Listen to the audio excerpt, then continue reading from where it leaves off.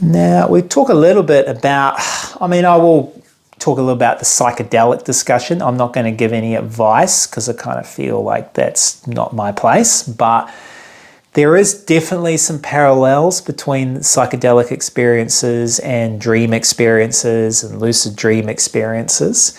Quite often in dreams we can have like profound insight, or we can have guidance, or we can have a premonition.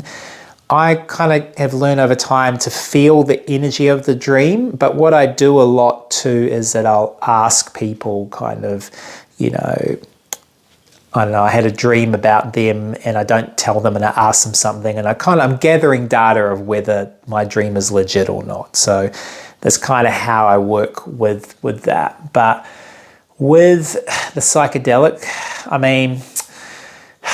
the trick is to kind of, my opinion is you are the psychedelic, like as in, you can take a psychedelic like ayahuasca or psilocybin or whatever you're going to take, and you can have some new experiences, be it on a high dose or a micro dose or whatever.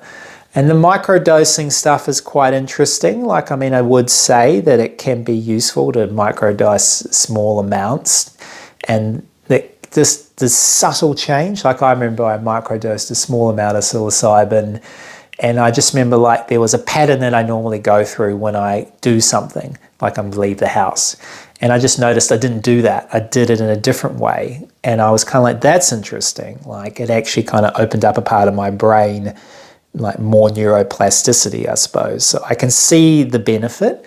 I think too much, especially if you're someone who's already like, daydreams a lot, is anxious, or, has some already pretty strong experiences, I probably wouldn't go too much because it could destabilize you. And I think that destabilization will be quite hard sometimes to work through. It may not be useful.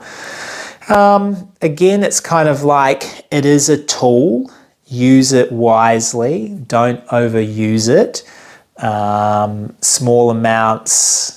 Always go so much less than you think you need. The effects that have happened can be way more long-term and profound than you really realize.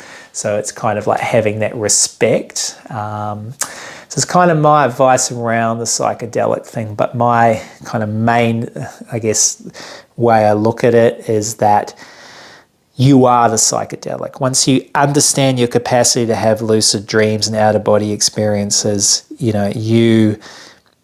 don't need it, because it's always there. You can just have it, And I think that's kind of where I've come to. But I will at times bring in a little bit if I'm feeling a bit blocked, and then let it go. So again, it's kind of like that flexibility and understanding about yourself.